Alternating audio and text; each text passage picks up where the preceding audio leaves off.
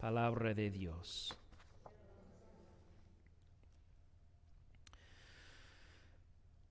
Una imagen vale más que 1000 palabras. ¿Y qué imagen tenemos aquí en estos versículos? Les voy a leer de nuevo el versículo 37. Y quiero que ustedes formen en su propia imagen lo que está sucediendo ahí en el mar de Galilea. Marcos escribe: se desató entonces una fuerte tormenta y las olas azotaban la barca tanto que ya comenzaba a inundarse. ¿Tienes la imagen en tu mente? Básicamente lo que está diciendo es que a causa de la tormenta la barca seguía llenándose de agua. Y en ese momento yo me dije a mí mismo, esa es una buena imagen de la vida. ¿No es así? Que hay desafío tras desafío en la vida, hay problema tras problema muchas veces en la vida, o hay periodos cuando parece que tu barca, tu vida sigue llenándose de ola tras ola, y entre más que tú tires agua fuera de la barca, entonces viene otra ola y te inunda con desafíos. Cuando esto sucede, es muy fácil que nosotros nos amarguemos con Dios y que lo acusemos como los discípulos aquí en la barca, en el mar de Galilea. ¿No te importa que nos ahoguemos? ¿Por qué es que Dios nos pone en tales situaciones?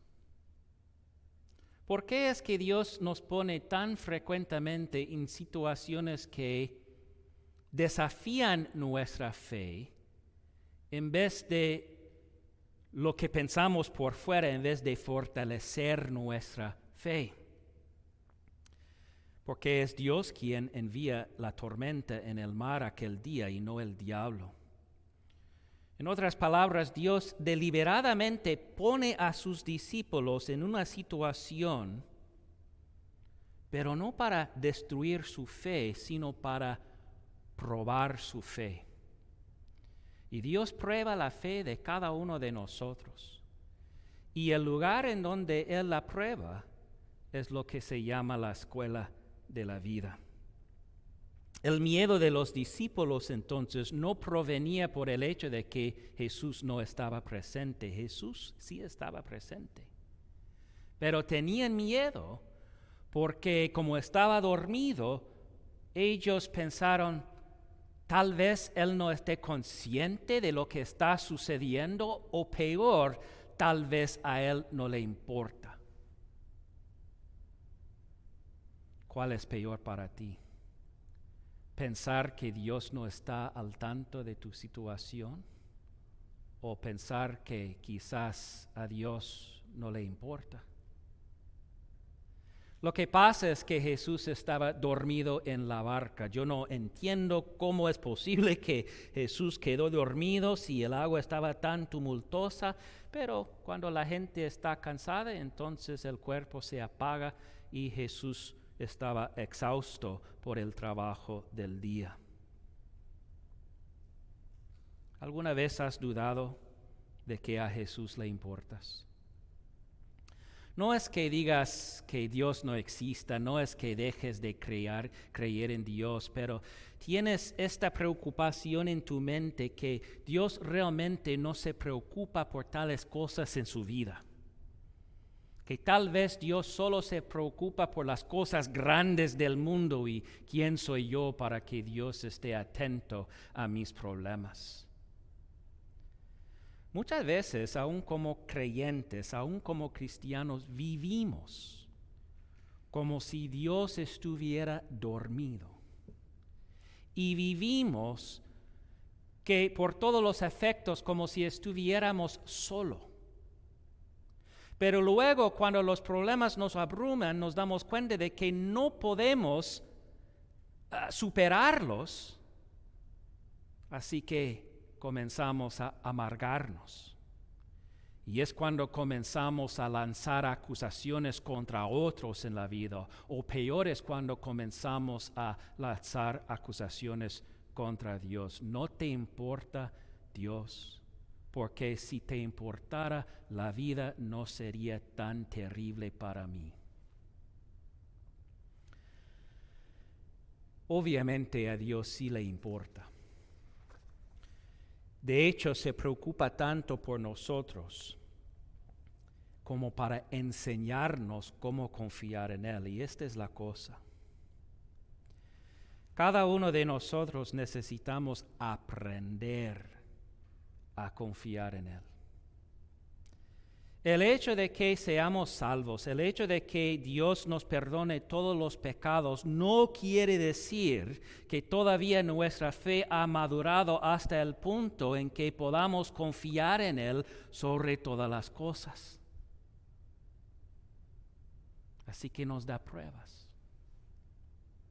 Nos da pruebas porque ustedes bien saben que los momentos de la vida en que uno aprende más son los momentos difíciles, no son los tiempos buenos, por lo menos no en mi vida. Que hay momentos en mi pasado que jamás querría repetir, pero a la vez no los cambiaría para nada, porque sé que quién soy hoy debido a esos desafíos.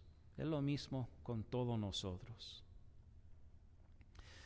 Estos discípulos iban a tener que llevar la palabra de Dios a un mundo y el mundo iba a desafiarlos en gran manera. ¿Cómo ellos iban a poder hacerlo y ser fieles hasta el final de sus vidas? Siempre podían recordar al pasado. Y siempre podían entonces recordar en su mente cuando yo pensé que no había esperanza, cuando yo pensé que no había solución, Dios estaba ahí.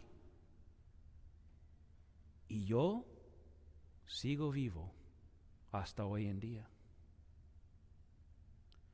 ¿Cuáles son los momentos de sus vidas en que pueden decir: en ese momento yo me había dado por vencido? En ese momento no tenía esperanza. En ese momento yo no sabía si iba a aparecer una solución. Y yo no digo que están fuera de la tormenta todavía. Tal vez sí, tal vez no. Pero lo que sí podemos decir con toda confianza, que Jesús tiene el poder para superar los problemas de la vida, y lo que Él pide es que confiemos en Él. Y para confiar en Jesús, creo que cada uno necesitamos reconocer que no lo podemos nosotros mismos. La vida es muy, muy difícil si uno trata de hacerla solo. Es por eso que es mejor tener una congregación de hermanos creyentes. Es por eso que la familia es una bendición tan grande. Es por eso que conocer cómo es Dios, que Dios no es un torbellino de enojo o de furor contra mí en la vida, sino que es tan poderoso como un torbellino. Pero usa todo ese poder para mi bienestar. ¿Cómo lo sé? San Pablo dice: el que no escatimó a su propio Hijo, sino que lo entregó por nosotros, ¿cómo no habrá de darnos generosamente junto con Él todas las cosas? Nunca queremos olvidarnos de que Jesús vino del cielo y que cuando Él estaba en este mundo, Dios estaba comunicando al mundo: oigan, la prueba de que yo los quiero es Él. No tu circunstancia, es Él.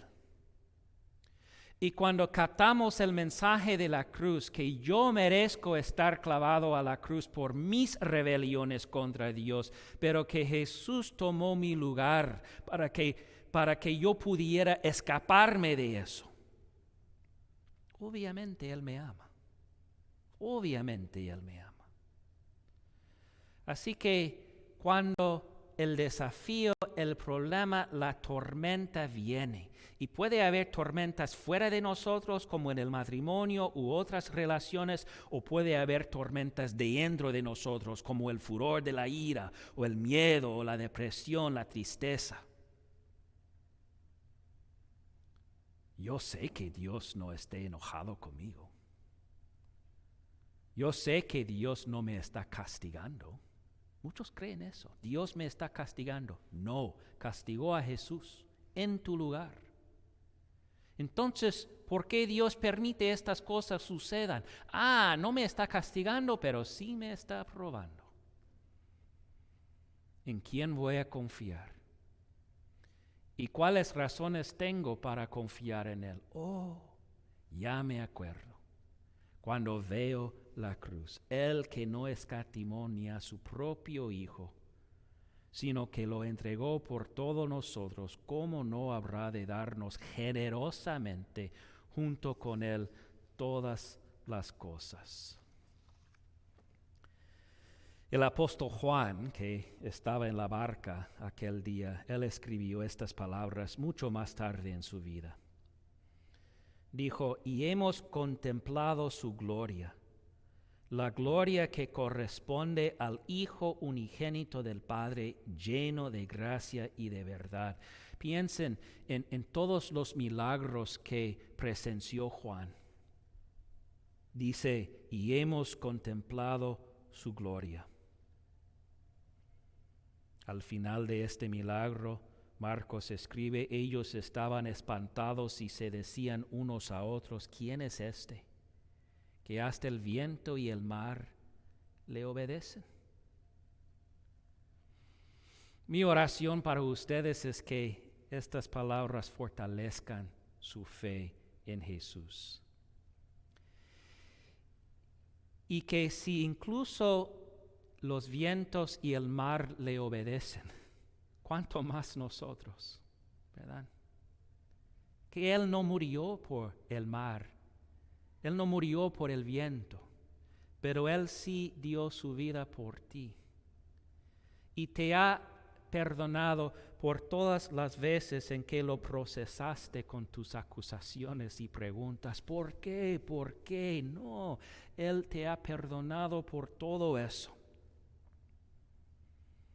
La Biblia dice, estés quieto, puedes estar tranquilo, porque Él es Dios, no tú. Y es por eso que puedes tener esperanza. Amén. Puestos de pie. Y la paz de Dios que proviene de comprender estas cosas, que esta paz cuide sus pensamientos y sus corazones hoy y siempre. Amén.